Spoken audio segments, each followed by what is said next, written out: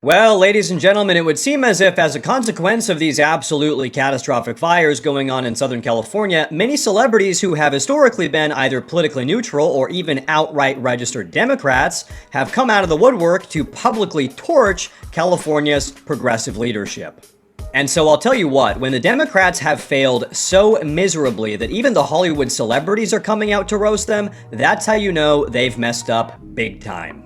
And so we have a couple of these celebrities to talk about today, so to kick things off, let's hear from famous fitness expert and TV personality, Jillian Michaels. Jillian Michaels, you've been watching this.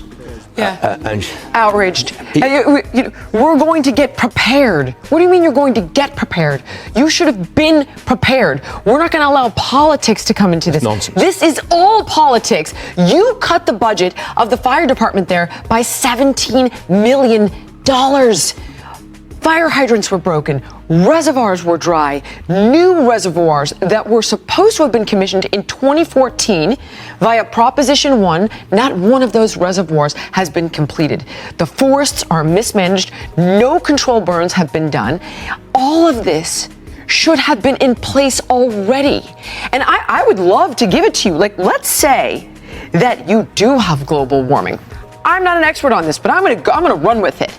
Knowing that you have global warming and knowing that California is inherently a tinderbox and you have the Santa Ana winds and it is simply a climate that is ripe for these kinds of catastrophes, how are you so grossly underprepared? You know what? I have to say, I think she raises a good point. I think this Jillian Michaels has a good head on her shoulders. If California's Democratic leadership expects us to believe that these wildfires are a consequence of global warming, which is something that they've been fear-mongering over for decades now, then why were they not better prepared?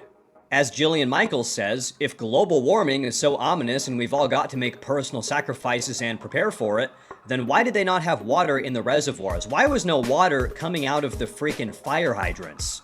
What's crazy is that these progressives expect you to make changes. You're not allowed to have a gas-powered car, or have a wood-burning stove inside of your house, or have gas-powered tools like a lawnmower. But when it comes time for them to do something, nothing happens.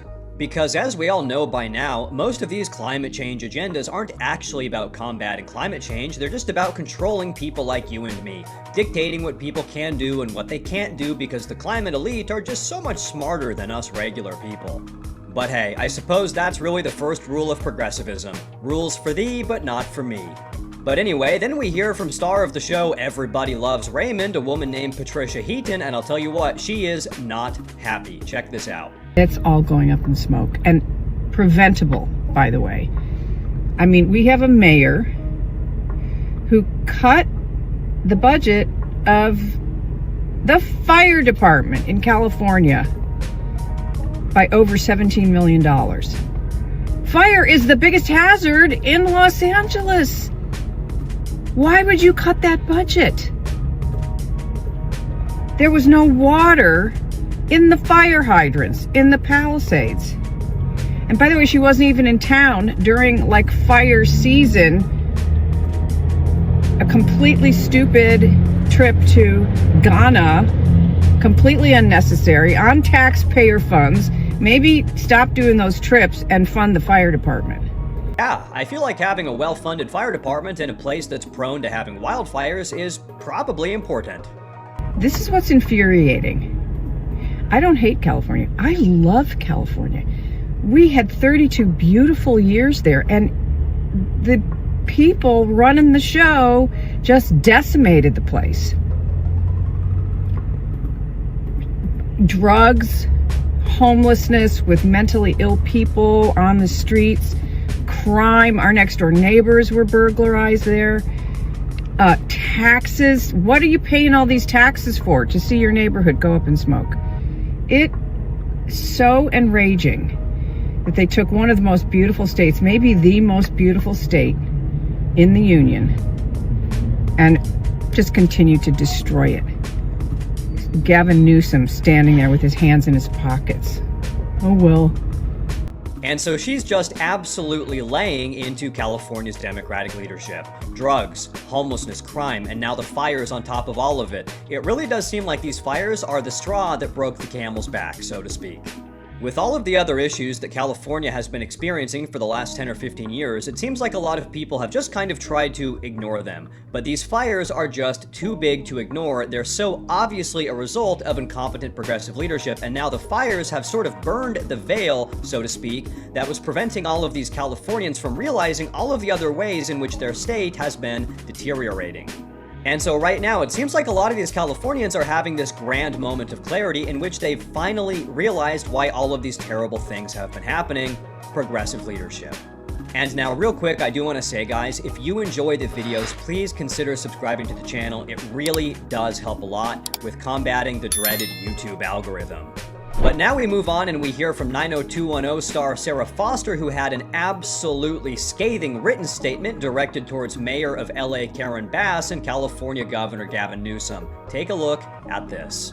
As Miss Foster wrote on X, "We pay the highest taxes in California. Our fire hydrants are empty. Our vegetation was overgrown, brush not cleared. Our reservoirs were emptied by our governor because tribal leaders wanted to save fish. Our fire department budget was cut by our mayor, but thank God drug addicts are getting their drug kits. Karen Bass and Gavin Newsom need to resign. Your far-left policies have ruined our state, also our party."